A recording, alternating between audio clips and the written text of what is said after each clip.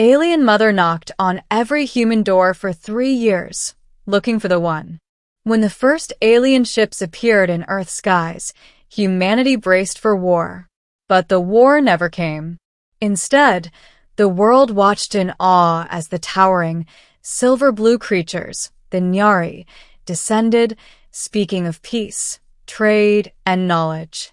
Yet among them, one nayi female did not speak at conferences or attend diplomatic galas. She walked the streets of cities, her long white cloak dragging through mud and rain, her glowing eyes scanning every face. Her name was Sailira, and for 3 years, she knocked on door after door, whispering the same question. Do you remember me?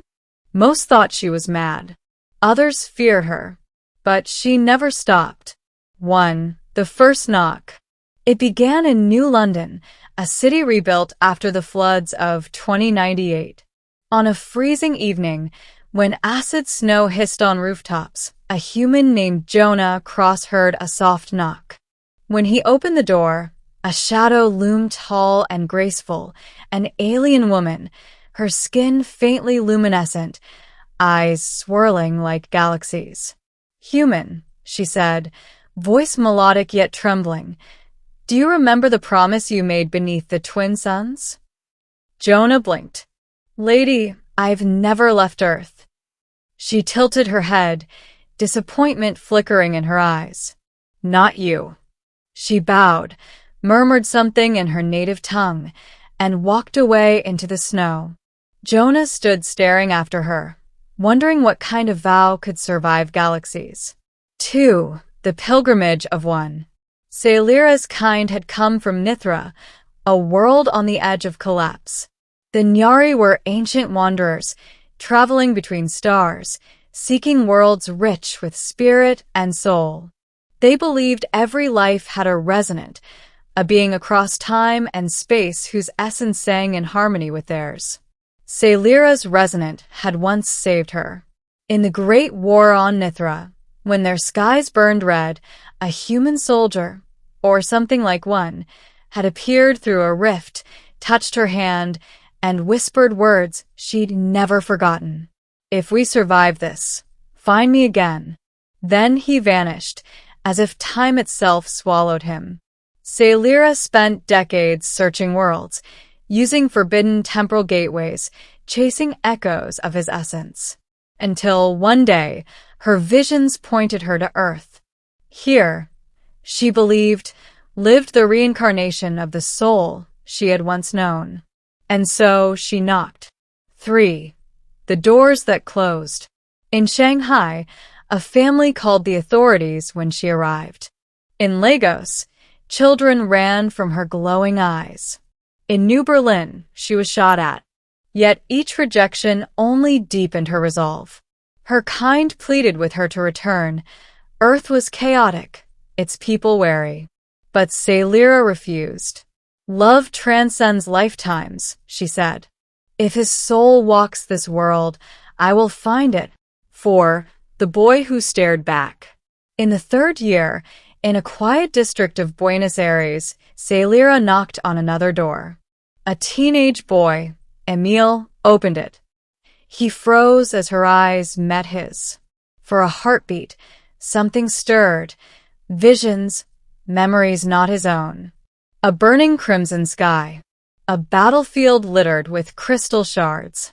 His hand reaching for hers through a glowing rift. Emil stumbled back. What did you do to me? Sailira's breath caught. You felt it, didn't you? He shook his head, terrified. I don't know you, and slammed the door.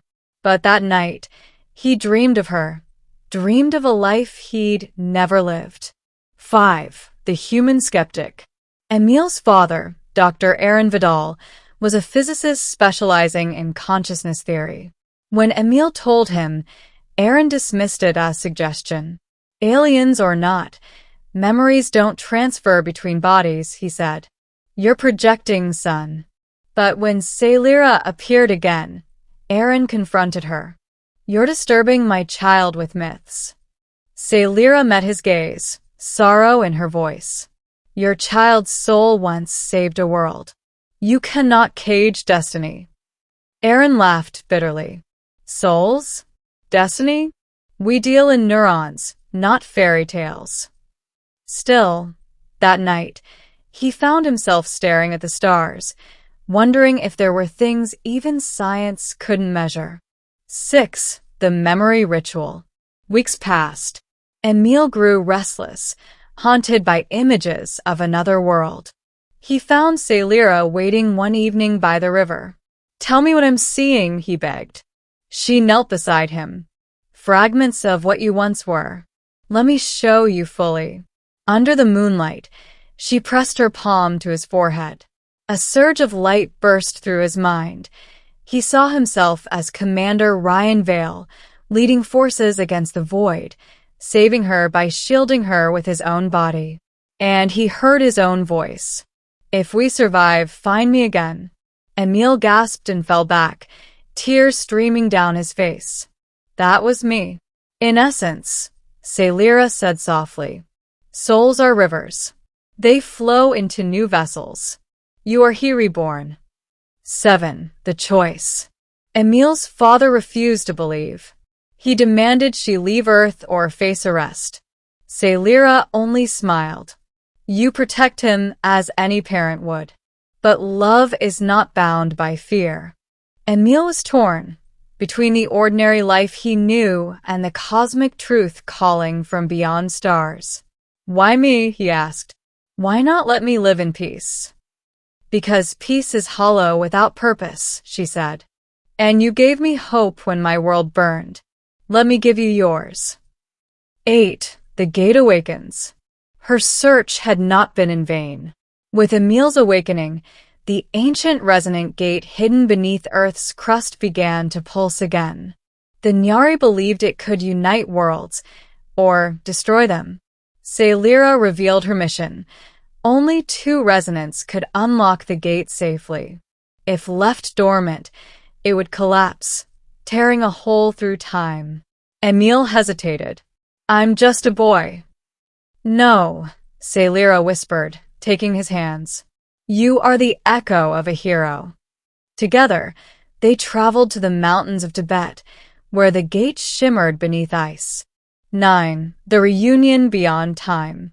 As the gate opened, visions poured through, Ryan and Celira, standing on a dying world, promises made across stars.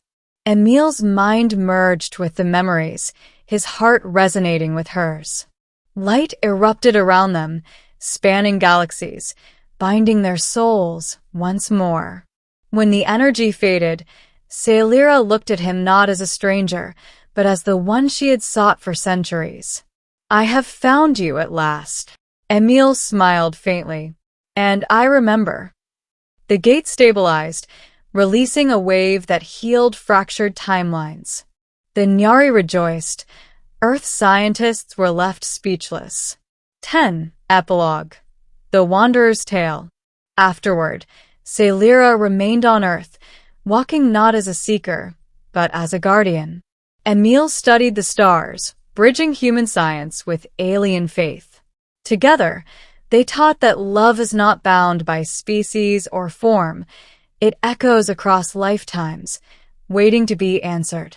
People began telling stories of the alien mother who knocked on every door, not to conquer, but to find the one soul who had once promised her forever. And somewhere, in the quiet moments between worlds, she would whisper to the stars, I found you again, and I will find you always.